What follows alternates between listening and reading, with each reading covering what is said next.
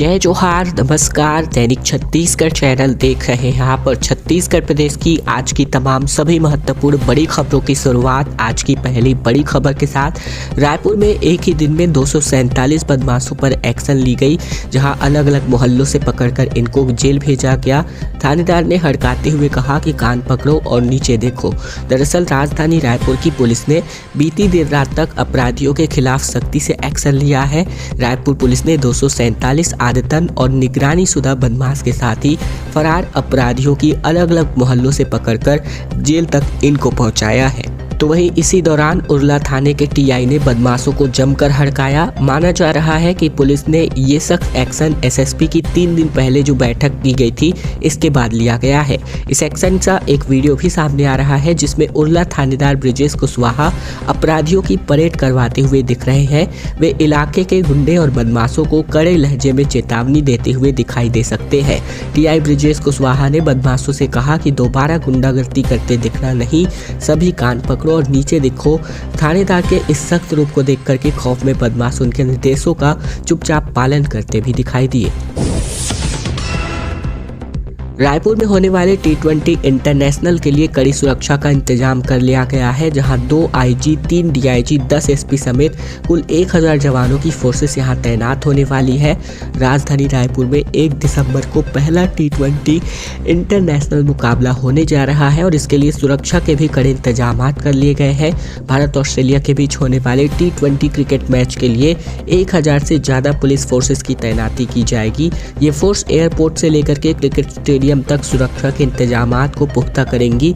इस आयोजन को लेकर के सुरक्षा का जिम्मा रायपुर ग्रामीण के एसपी नीरज चंद्राकर संभाल रहे हैं।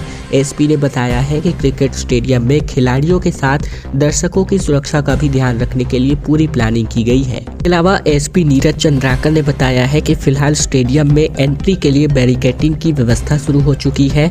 खिलाड़ियों के विशेष सुरक्षा के लिए एक एडिशनल एसपी पुलिस टीम के साथ मौजूद रहेंगे। इसी के साथ ही अंतर्राष्ट्रीय क्रिकेट मैच में स्टेडियम समेत खिलाड़ियों के आने जाने वाले रूट में सीसीटीवी कैमरे की भी नजर होगी। इस आयोजन के लिए 100 से ज्यादा सीसीटीवी कैमरे लगाए गए हैं, जिसमें असामाजिक तत्वों समेत संदिग्धों पर खास नजर रखी जाएगी। पुलिस भर्ती परीक्षा मामले में जल्द सहमति लेने को लेकर निर्वाचन आयोग से हाई कोर्ट ने यहां पर फटकार लगाई है। दरअसल पुलिस भर्ती परीक्षा की एक अभ्यर्थी पुष्पा सिद्धार की याचिका पर सुनवाई के बाद हाई कोर्ट ने भारत निर्वाचन आयोग को नोटिस जारी करके अंतिम चयन सूची जारी करने के संबंध में राज्य शासन को दी जाने वाली सहमति पर जल्द फैसला लेने को कहा है। साथ ही कोर्ट को भी इसे अवगत कराने को कहा है। अगली सुनवाई के लिए हाई कोर्ट ने 1 सप्ताह का समय तय किया है। गुरुवार को याचिका की सुनवाई के दौरान राज्य निर्वाचन आयोग ने भारत निर्वाचन आयोग से मार्गदर्शन मांगने की जानकारी दी है।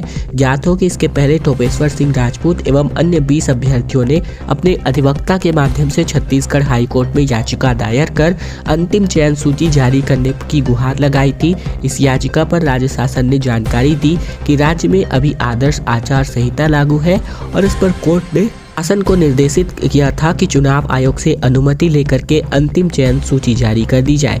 गृह विभाग छत्तीसगढ़ सरकार ने सूबेदार, प्लाटून कमांडर, सब इंस्पेक्टर प्रश्नांकित दस्तावेज, सब इंस्पेक्टर कंप्यूटर और सब इंस्पेक्टर रेडियो के लिए अधिसूचना जारी की है, जहां 655 पदों पर भर्ती के लिए अगस्त 2018 में विज्ञापन जारी किया गया था और ऐसे तैसे आज 5 साल बीतने को है।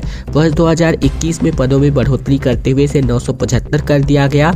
3 स्तर पर भर्ती प्रक्रिया पूरी कर दी गई। 17 अगस्त से 8 सितंबर तक विभाग ने साक्षात्कार की प्रक्रिया पूरी की है। इसके बाद आज तक अंतिम चयन सूची जारी नहीं की गई है। यानी कुल मिलाकर अगर बात करें तो इन भर्ती परीक्षाओं को आयोजित करने को लेकर लगभग 5 साल होने को है। छत्तीसगढ़ में अफसरों का गजब का खेल देखने को मिल रहा है। नदी से यहां पर 48 लाख की पुलिया अचानक गायब हो गई। दरअसल बात करें तो छत्तीसगढ़ के सूरजपुर से एक अजीबोगरीब मामला सामने आ रहा है, जहां पर नया पुलिया गायब होता हुआ दिखाई दिया है, जिसको लेकर इन दिनों क्षेत्र में चर्चाएं जोरों शोरों पर है। तस्वीरों में नजर आ रही नदी भैयाथान विकासखंड के ग्राम करकोली और धरतीपारा के मार्ग पर स्थित है, जिसमें पुलिया का निर्माण होना था, जिसे प्रस्तावित भी करा दिया गया है। प्रशासन ने इस प्रस्ताव को मंजूरी देते हुए यहाँ के ग्रामीणों को सुविधा मुहैया कराने को लेकर इस नदी पर 47,60,000 रुपए की मंजूरी दे दी थी। वहीं इसी के साथ ही जिले के RES विभाग को जिम्मेदारी सौंपी गई थी ताकि एक अच्छे पुल का निर्माण ग्रामीणों को आने जाने के लिए किया जा सके, लेकिन अधिकारियों की मेहरबानी के कारण आज भी यहां के ग्रामीण पहले की तरह ही नदी पार करके करकोली से धरती बारा जाने को मजबूर है। बता दें कि जब इस मामले की जानकारी लगी तो हमारी टीम ने जाकर स्थिति का जायजा भी लिया। नदी के दोनों तरफ बड़े बड़े अक्षरों में पुलिया की लागत के साथ उसके निर्माण का दिनांक साफ और स्पष्ट शब्दों में लिखा गया था, लेकिन वहां पर कोई भी पुल का नामो निशान नहीं था। कागज पर ये तो पुलिया ग्रामीणों के आने जाने के लिए बना दी गई है, लेकिन यहाँ पर जमीन पर दिख ही नहीं रही है। तो ये कैसी पुलिया का निर्माण है, सवाल उठना लाजमी है। सड़क पर गड्ढा खोद करके नक्सलियों ने 25-25 किलो के 2 IED प्लांट कर दिए थे, जहां पर सुरक्षा बलों ने नक्सलियों के मंसूबे पर पानी फेरा है। छत्तीसगढ़ के बीजापुर जिले में सुरक्षा कर्मियों को एक बड़ी सफलता मिली है। गश्त पर निकले सुरक्षा बलों को 25-25 किलो के 2 IED यहां पर बरामद किए हैं। सुरक्षा बलों ने सतर्कता के साथ इसको डिफ्यूज किया है। सुरक्षा बलों की सतर्कता और सूझबूझ की वजह से नक्सलियों के नापाक मंसूबों पर जवानों ने पानी फेरा है। फिलहाल मिली जानकारी के अनुसार नक्सली सुरक्षा बलों को नुकसान पहुंचाने के उद्देश्य से अक्सर IED बम प्लांट करते रहते हैं। बीते दिन मुरदंडा से बासागुड़ा तक सड़क पर जो है गड्ढा खोद करके नक्सलियों ने 25-25 किलो के 2 IED प्लांट किए थे, जहां नक्सलियों द्वारा सुरक्षा कर्मियों को नुकसान पहुंचाने के उद्देश्य से सड़क में 5x5 फीट लंबा चौड़ा व 4x4 फीट गहरा खोद करके IED बम प्लांट किया गया था।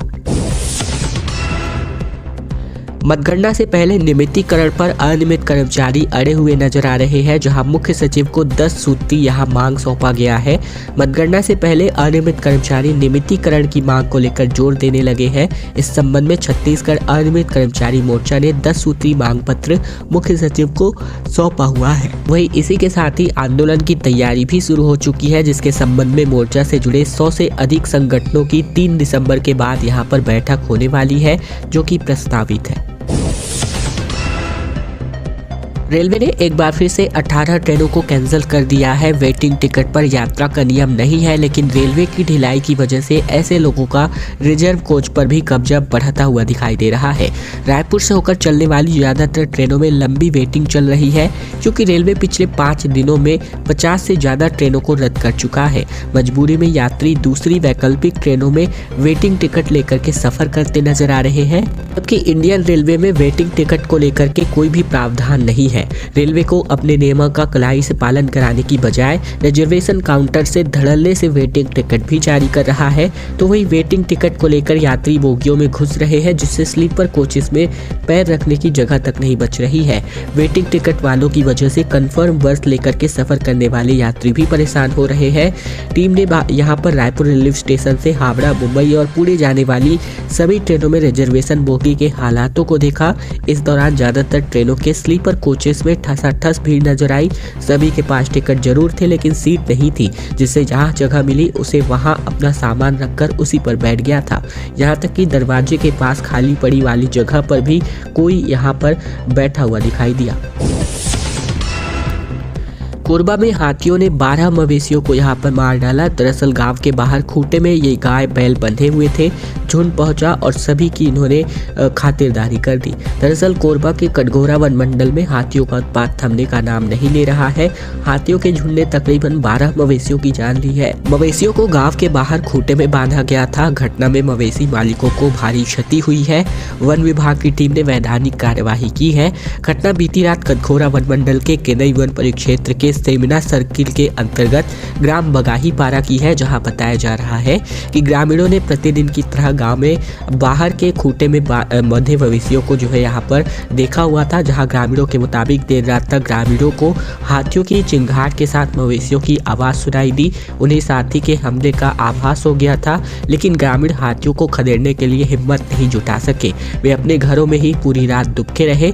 जब सुबह होने पर ग्रामीण मौके पर पहुंचे तो नजारा देख करके इनके होश उड़ गए। हालांकि हम आपको ये तस्वीरें नहीं दिखा सकते, क्योंकि ये तस्वीरें दिखाने के बाद YouTube हमारी वीडियो हटा देता है।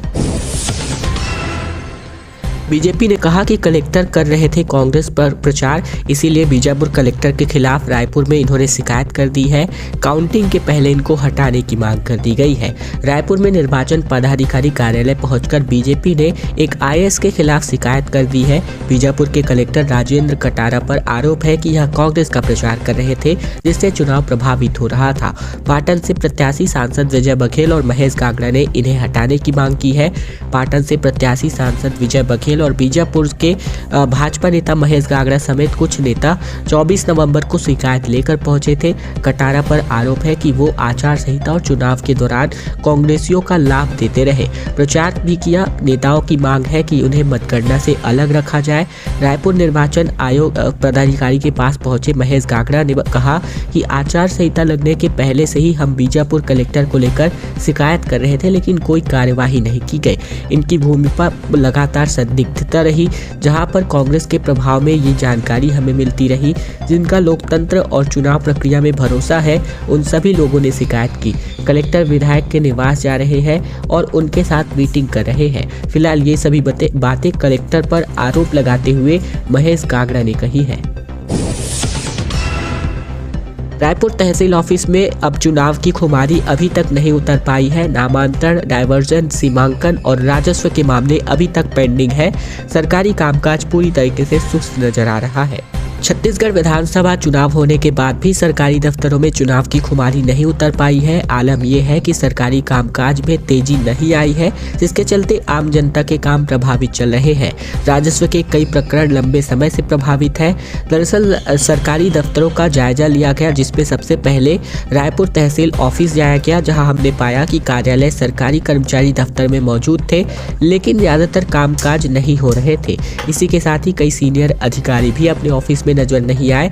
साथ ही चुनाव खत्म होने के बाद भी तहसील दफ्तर में नामांतरण, डायवर्जन, सीमांकन और रिकॉर्ड दुरुस्त जैसे काम प्रभावित हो रहे हैं। इसी के साथ ही राजस्व से संबंधित कई मामले पेंडिंग है। तहसील कार्यालय पहुंचे जावेद ने बताया कि चुनाव के चलते तहसील ऑफिस में कई काम रुके पड़े हैं, जिसके कारण आम नागरिकों को काफी दिक्कतें हो रही है। अधिकारी आश्वासन तो देते हैं, लेकिन अधिकारी ही कार्यालय में गैर हाजिर दिखाई देते हैं। कुछ दिनों में पारा और गिरने वाला है, सिहरन और बढ़ने वाली है। दिसंबर के आते ही कड़ाके की ठंड अब यहाँ पर पड़ने वाली है। मौसम विज्ञान विभाग ने इसकी जानकारी दी है। मौसम विज्ञान विभाग ने अनुमान लगाया है कि बीते दिन से कुछ दिनों के लिए यहाँ पर जो है तापमान में बढ़ोतरी देखने को मिल रही है। अब बात करें शुक्रवार से जो है कुछ दिनों के लिए रात के न्यूनतम तापमान में वृद्धि शुरू हो रही है। इसी के साथ ही दिसंबर के पहले हफ्ते तक तापमान बढ़ा हुआ ही रहेगा। दिसंबर मध्य से अच्छी ठंडक का एहसास भी होगा। इसी के पीछे पश्चिम में एक विक्षोभ बना हुआ है। इसके प्रभाव से वातावरण में नमी की मात्रा बढ़ रही है। इससे न्यूनतम तापमान में हल्की वृद्धि होने की संभावना है। प्रदेश के चरम दक्षिण यानी कि बस्तर संभाग के 1-2 जिलों में 1-2 स्थानों पर हल्की वर्षा होने की संभावना भी बनी हुई है। दुर्ग जिले में अगले कुछ दिन बादल छाए रहेंगे, मौसम शुष्क रहने की संभावना भी है। फिलहाल दुर्ग जिले का अधिकतम तापमान 31 और न्यूनतम 16 डिग्री पर आया हुआ है। प्रमोशन में आरक्षण मामले में सरकार को हाईकोर्ट ने झटका दिया है। हाईकोर्ट ने इनकी मांग खारिज कर दी है। दरअसल प्रमोशन में आरक्षण के मामले में राज्य सरकार को हाईकोर्ट से झटका लगा है। राज्य सरकार की ओर से आरक्षण पर लगी रोक के आदेश में संशोधन या फिर उसे रद्द करने की मांग को हाईकोर्ट ने खारिज कर दिया है। मामले की सुनवाई चीफ जस्टिस रमेश सिन्हा और NK चंद्रवंशी की डिविजनल बेंच में हो रही है। बता दें कि पिछली सुनवाई में हाईकोर्ट ने सुनवाई पूरी होने के बाद फैसला सुरक्षित रखा था। दरअसल राज्य सरकार ने 22 अक्टूबर 2019 को प्रदेश में प्रमोशन पर आरक्षण के लिए नोटिफिकेशन जारी किया था। इस नोटिफिकेशन के तहत प्रथम से चतुर्थ श्रेणी कर्मचारियों को पदोन्नति में आरक्षण का लाभ देने की बात कही गई थी। इसमें अनुसूचित जाति को 13, अनुसूचित जनजाति को 32% आरक्षण की व्यवस्था दी गई थी। कीड़ा युक्त दूषित पानी पीने की वजह से 20 से अधिक लोगों की तबीयत बिगड़ गई। मामले में वार्ड वासियों ने CMO को इसकी शिकायत की है। दरअसल कवर्धा के नगर पंचायत बोल्डा में एक बार फिर से नल से कीड़ा युक्त पानी सप्लाई किया जा रहा है। यही कारण है कि वार्ड वासियों में भारी आक्रोश देखने को मिल रहा है। 15 दिनों पहले भी गंदा पानी सप्लाई के चलते 23 लोग डायरिया की चपेट में आ गए थे, जिनमें से एक बच्चे की मौत भी हो गई थी। इसके बाद लापरवाही पर लगाम नहीं लगा पा रहे हैं। बता दें कि बोल्डा नगर पंचायत के वार्ड नंबर 9 से नल से कीड़ा युक्त पानी आने की वजह से वार्ड वासियों से नगर पंचायत के खिलाफ काफी आक्रोश है। वहीं वार्ड के लोगों ने बताया है कि लगातार नल में कीड़ा युक्त पानी आ रहा है, जिसको लेकर नगर पंचायत के अधिकारियों को कई बार अवगत भी कराया गया है, लेकिन अभी तक किसी भी प्रकार का कोई संज्ञान नहीं लिया गया है। तो वहीं दूषित पानी पीने की वजह से 15 दिन पूर्व लगभग 20 से 23 लोगों की तबीयत भी बिगड़ गई थी और एक बार फिर से वही हालात देखने को मिल रहे हैं।